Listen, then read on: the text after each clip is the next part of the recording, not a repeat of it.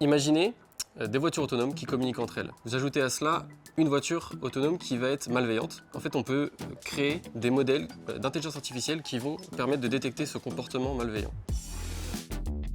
Le sujet de ma thèse, c'est accélération matérielle d'intelligence artificielle pour des systèmes de détection d'intrusion. Le but, c'est de créer une carte électronique qui soit embarquable à bord de drones, qu'ils soient marins, sous-marins ou aériens, et qu'on mette sur cette carte de l'intelligence artificielle. Pierre, psst. Une intrusion, ça peut être un navire ennemi, ça peut être un drone ennemi qui essaierait de corrompre le fonctionnement de notre essaim de drone. On peut avoir un drone qui va vouloir brouiller les communications d'un de nos drones. On peut avoir de l'écoute malveillante et on peut également avoir du piratage d'un de nos drones. Le but, ça va être de détecter ces comportements qu'on peut qualifier d'intrusion. Les intrusions et les cyberattaques. De nos jours, on les détecte grâce à des règles. Le problème, c'est que ces règles ne vont plus suffire dans quelques années parce que les méthodes d'intrusion sont en train d'être de plus en plus sophistiquées et donc indétectables par ces règles. L'intelligence artificielle, en fait, elle va permettre d'apprendre un modèle de normalité. C'est simplement du comportement logique et habituel sur le réseau de communication des drones.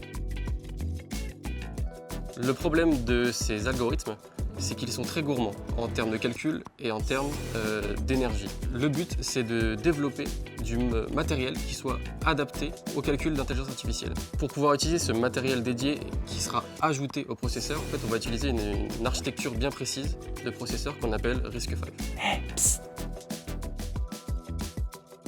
Le processeur, en fait, c'est le cerveau de la carte électronique.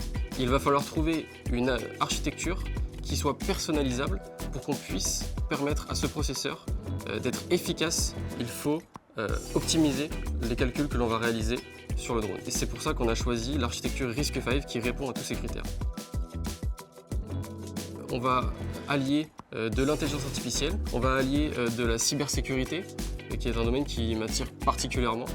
Et ensuite, j'ai une formation qui est tournée vers l'hardware, donc le matériel. Ça s'inscrit complètement dans ce sujet de thèse, parce que je vais développer une architecture de processeur. Moi, le but, c'est d'apporter à Naval Group une base scientifique qui soit solide et validée par la communauté. Le but, c'est de créer un prototype utilisable par les partenaires industriels, porté jusque sur la réalité du terrain. Pour moi, je me vois comme un expert ou un référent technique, en tout cas sur ce domaine-là. Je pense que cette expertise peut aussi me permettre de devenir manager et de diriger une équipe sur l'élaboration d'un produit technique, d'un produit fini. Pierre, psst. J'aimerais remercier tout d'abord mes encadrants parce qu'ils me suivent au quotidien sur mon sujet et également mes collègues de la chaire à Brest. Je pense qu'ils sont essentiels à la réussite de ma thèse parce que je me sens entouré et aidé au jour le jour.